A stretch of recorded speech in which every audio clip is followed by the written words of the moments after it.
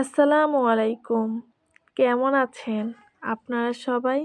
আলহামদুলিল্লাহ, আমি ভালো আছি। বাংলাদেশি ব্লগার বিডি নাজনীন সুলতানা চ্যানেলে আপনাদের আরও একবার স্বাগতম। দেশ এবং প্রবাস যে যেখান থেকে বসে আমার আজকের এই ভিডিওটি দেখছেন, আশা করি আমার আজকের এই ভিডিওটি আপনাদের কাছে ভালো লাগবে। এই তো সকাল সকাল চলে আসলাম আপনাদের জন্য একটি নতুন ব্লগ নিয়ে।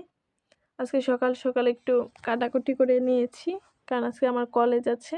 ভাবলাম কলেজে যাওয়ার আগে কিছু কাজ করে রেখে যাই, তাহলে হয়তো বা আমার আম্মার একটু সাহায্য হবে। আর আজকে সকাল সকাল দেখলাম যে অনেক সুন্দর একটা রোদ উঠেছে, তাই আচারগুলো রোদে দিয়ে দিলাম। কি সুন্দর রোদ উঠেছে, তাই না?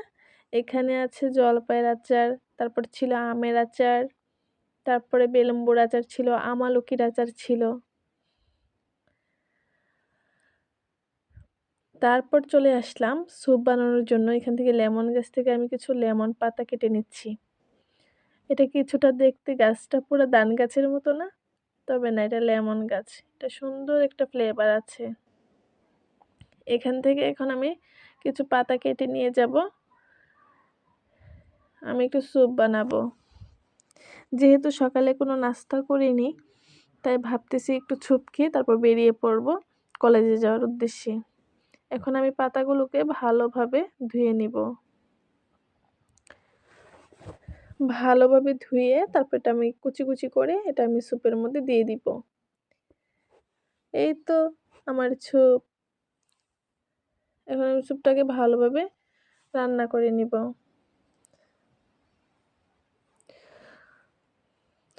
স্যুপটা হতে বেশিক্ষণ লাগে না, মাত্র 10 মিনিট হলেই স্যুপ হয়ে যায়। এখন এটা আমি আমার আব্বাকে দিয়ে আসব। তারপর এসে আমিও একটু স্যুপ খেয়ে নিব। আমার যেহেতু অনেক পরিমাণে গলা ব্যথা ছিল, তাই আমার কাছে অন্য কিছু ভালো লাগতেছিল না। তাই আমিও আজকে একটু স্যুপ খেয়ে তারপর চলে যাব কলেজে। আর স্যুপটা আমি একটু ঝাল করেই বানিয়েছিলাম, যেহেতু আমার অনেক ঠান্ডা ছিল, একটু ঝাল ঝাল খেতেই ভালো লাগবে। আমার হাতের এই স্যুপটা আমার আব্বা অনেক বেশি পছন্দ করে। স্যুপটা খেয়ে তারপর আমি চলে গিয়েছিলাম কলেজে। এই তো চলে আসলাম কলেজে। তবে আমি কলেজে কোনো ভিডিও করিনি, শুধু এতটুকুই ভিডিও করেছিলাম। কলেজ থেকে তাড়াতাড়ি আজকে চলে যাব, কারণ আজকে তেমন ক্লাস নেই। এই তো চলে আসলাম ফার্মেসিতে। এখান থেকে আমি কিছু মেডিসিন নিয়ে নিব।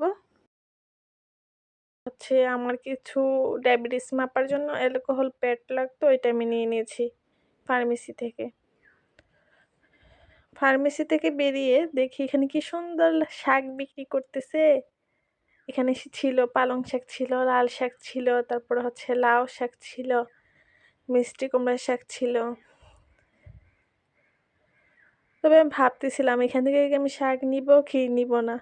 পরে আমি অবশেষে 2-2টি শাক নিয়ে নিয়েছিলাম, কারণ লাল শাক আর লাউ শাক আমার খুবই পছন্দের একটা খাবার। এই তো আমার শাক নেওয়া হয়ে গেছে। এখন চলে যাব বাসায়। আমি গাড়িতে উঠে পড়েছি, এখন বাসায় চলে যাব।